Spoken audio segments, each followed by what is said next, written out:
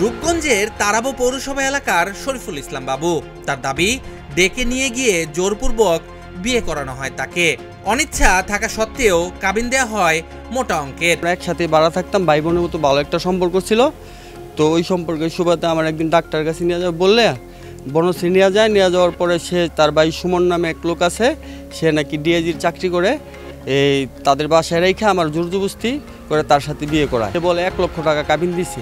তো ওরা এই বিয়ের কাবিনের যেই বিয়ের আসবাবপত্র সব কিছু তৈরি করছে, তার ভাই বোন, তার খালু, ওরাই, আমার নিজস্ব কোনো লোক ছিল না। তো তখন 5 লক্ষ টাকা কাবিন আমি দেখে ওই সময় বলছি যে আমার 5 লক্ষ টাকা কাবিন আর জোরজবস্তি বিয়ে কেন?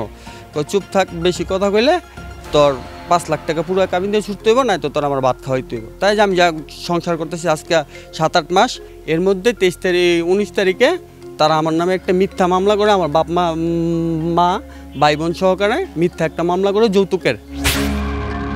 শুধু শরীফুল ইসলাম বাবু নয়, এরকম হাজারো পুরুষ ও নারী আছে যারা বিয়ের বেড়াজালে পড়ে আজ নিঃস্ব। 2022 সালের 18 ফেব্রুয়ারি বাগেরহাট সড়ক বিভাগের অফিস সহকারী আব্দুর রহিমের ছেলে দোলা পরিবহনের সুপারভাইজার রিয়াজুল ইসলাম রিপনের সাথে বিয়ে হয় জেসমিন আক্তারের। বিয়ের অল্প কিছুদিন পর আচার আচরণ পরিবর্তন আসে স্বামীর। কারণে অকারণেই যৌতুকের জন্য চাপ দিতে থাকে জেসমিন আক্তারকে। আমার মার কাছে তো বিভিন্নভাবে টাকা নিছে। হ্যাঁ, আমি গেলে আমার কিছুদিন পর পাঠাই যেত বাড়ি টাকা নেওয়ার জন্য। আমার শাশুড়ি আমার ঠিক মতো খাইতে দিত না। আমি 3-4 দিন পরেই আমার বাড়ি ভাত খাইছি। আমার এত সব কাজ করাইছে। আমার দেওয়ারে খারাপ ব্যবহার করতে, আমার শ্বশুরের খারাপ ব্যবহার করতে আমার লাগে।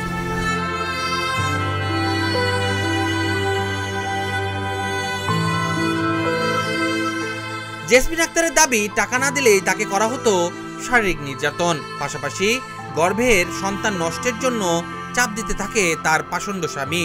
দীর্ঘদিন পর জানা যায় রিপন পূর্বেই বিবাহিত, যা তিনি গোপন করে বিয়ে করেছেন জেসমিন আক্তারকে।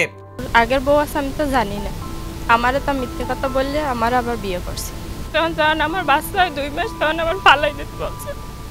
আমি ফালাই দিনে তা নিয়ে আমার অবস্থা ধর করছে।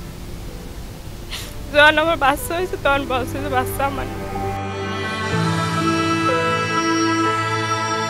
তবে এরই মধ্যে প্রতারক মেয়ের জামাই রিপন প্রবাসী শাশুড়ির কাছ থেকে হাতিয়ে নিয়েছে মোটা অঙ্কের টাকা, যার ফলে নিঃস্ব হয়ে পড়তে থাকে জেসমিনের পরিবার। টাকা পয়সা কোনো হেরে না দিলে ওই শুরু করে, আর আপনার টাকা যে দেবে এই আর ভালো চলে। আবার এই টাকা পয়সা শেষ হয়ে গেলে আবার এরকম করে আর কি। ওরে মারদের করে, টাকা লাগবে, পয়সা লাগবে, এই এর হইলে খালি টাকা পয়সা দিলে ভালো, টাকা না দিতে তাহলে ভালো না। মোবাইল খরচা, এই আমার বইনে মোবাইল কিনে দিয়েছে, সেই দেখো টাকা ও জীবনে ওর একটা মোবাইল দেয় না, বা ও স্ত্রী ভাবে ওর একটা ভালো পোশাক আজ পর্যন্ত দেয় না। সে বাসের সুপারভাইজার, আমার নন্দের ডেগুন দিয়ে 2 বার করে টাকা নেছে যে সিএমজি কিনবে। সেই দিন হের তো কোনো গার্জিয়ান নাই, হে থায় বিদেশে। এই যে এত টাকা পয়সা পাঠাইছে সব হের কাছেই দিয়েছে, এই যে আমার কাছেই দিয়েছে, বাবুর কাছে। মায়ের পাশে থাকে খালি ট্রেলিকা টাকা, শুধু টাকা। এবার শুনছি যে 9-10 লাখ টাকা অনেছে। হ্যাঁ, এই বারবার টাকা নিতে আসে আর অত্যাচার করে, মারে ধরে। মানে মেয়েটা তো অনুপায়, মানে মারিয়ে ফেলায়নি, মারধর করে তাও তো বলা যায় না। যেহেতু আমার মেয়ের জানি শান্তি হয়, সুখ হয়, কিন্তু আমরা চেয়েছি যে মেয়েটা সুখ শান্তি হয়ে যান, কিন্তু আমরা সুখ শান্তির মুখ দেখলাম না।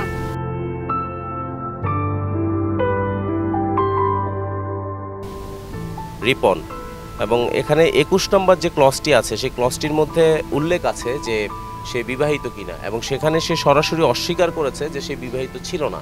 কিন্তু তাকে বিয়ে করার পূর্বেই তার 5 বছরের একটি কন্যা সন্তান আরেকটা সংসারে ছিল, এবং একাধিক নারীর সাথে সম্পর্ক আছে, এমন অনেক অভিযোগ আমরা পেয়েছি।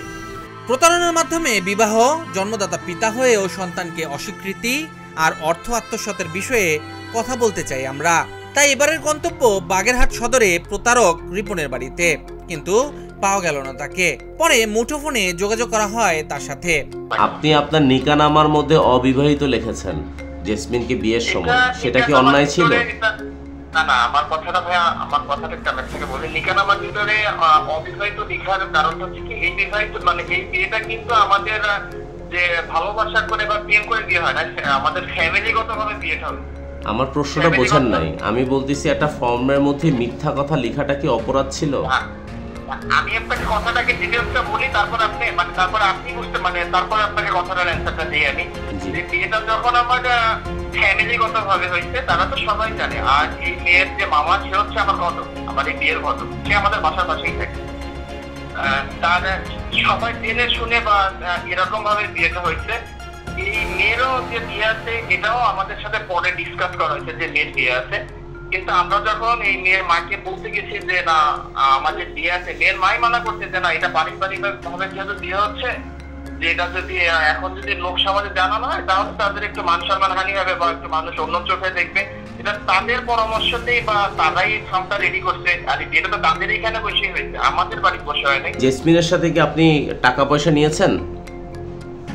না ভাইয়া, জেসমিনের সঙ্গে কোনো লেনদেন নেই আমার সঙ্গে। কিন্তু ওইখানকার স্থানীয় মানুষ, তারপরে মেম্বার যারা আপনাদেরকে মিলানোর জন্য বিচার সালিশ করেছে, তারপর হচ্ছে জেসমিনের পরিবারের যারা আছে, এরকম কেউ কখনো মিলানো চায়নি। ওরা শুধুমাত্র আমাদের কাছে আপনার জামিননামা 1.5 লক্ষ টাকা পাবে। এলাকাবাসীর দেয়া তথ্য বলছে রিপনের পুরো পরিবার প্রতারণার সাথে যুক্ত। শুধু রিপন নয়, তার বাবা আব্দুর রহিম এবং তার আরেক ছেলে রফিকুল ইসলাম মিলে যেন এক প্রতারক সিন্ডিকেট।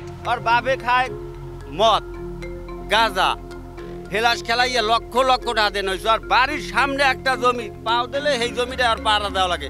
সেই জমিটার দিনে টাকা পয়সা বাড়নাও দিয়েছে, সেই জমিটা রাখতে পারে না, জুয়া খেলাই টাকা উড়ে দিয়েছে। এখন বর্তমানে তাই খুলনা পলাই। বাবা একটা নেশাখোরের ভিতরে চলে গেছে, যে সেও জুয়াখোর, সেটা শুনতে পারি যে এটা তো ভালো না এই ফ্যামিলিটি। তখন ওরা ওই কেমনি আর কি, এই মেয়ের বাবা হইলে, ওই মেয়ের মা হইলে বিদেশে থাকে, তাই চিন্তা করে বিদেশে থাকলে তো টাকা পয়সা আছে, আর এই যে গার্ডিয়ান কম, এই মেইন গার্ডিয়ান নাই, তাহলে ওই একটা ওরে আঘাত করে, একটা ই করলে কিছু টাকা নিয়ে আসো, এভাবে ওই টাকা দিয়ে ওই ছেলে চলতো। ওরা এত বড় টাউট আমাদের বাড়ি চিনে না। ওর আব্বা আইসা এই মোবাইল দিয়ে ফোন করে, এই ই করে, ওই ফোন করে আমাকে বাড়ি দেখায়, এক নাম্বার খারাপ। আপনার কাছে কি বলবো, টুপিটা মাথায়।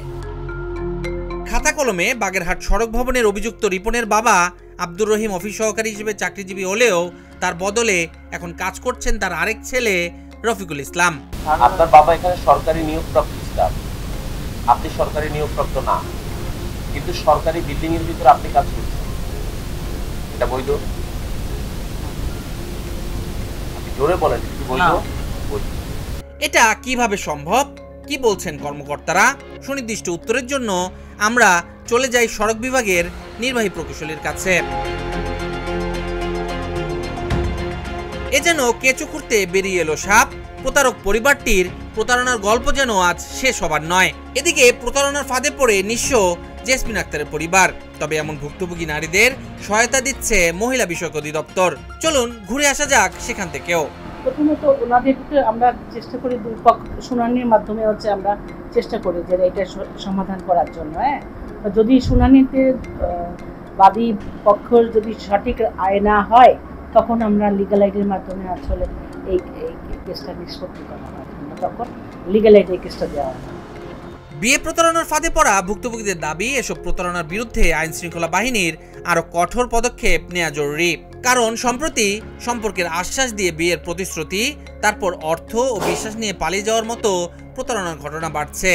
বিশেষ করে সামাজিক যোগাযোগ মাধ্যমে নারী ও পুরুষ প্রতারকদের ফাঁদে পড়ে নিঃস্ব হচ্ছেন। আমরা আপনাদের কাছে এতটুকুই দাবি জানাচ্ছি যে আইনের আশ্রয় নিয়ে ওদের একটি সুষ্ঠু বিচার যেন পায়। এই মেয়েটা, এই বাচ্চা কি করবে এটা আইন বলবে, তাই বিচারটা আমরা চাই।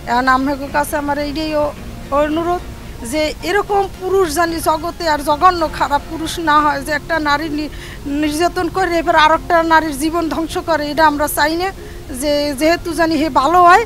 আমাদের কাছে আমার এই একটা দাবি। বাংলাদেশের আইন বলছে প্রতারণা বা ভুয়া পরিচয়ে বিয়ে ফৌজদারি অপরাধের মধ্যে পড়ে এবং দোষী ব্যক্তিদের শাস্তি হিসেবে জেল ও জরিমানার বিধান রয়েছে। সচেতন নাগরিকরা বলছেন শুধু আইন নয়, এসব অপরাধ ঠেকাতে প্রয়োজন সচেতনতা। আর না হলে এ ধরনের অপরাধ ঠেকানো কঠিন হবে বলে মনে করছেন তারা। বাবার কথা মনে পড়ে? বাবার কাছে যাবেন? যাবেন না?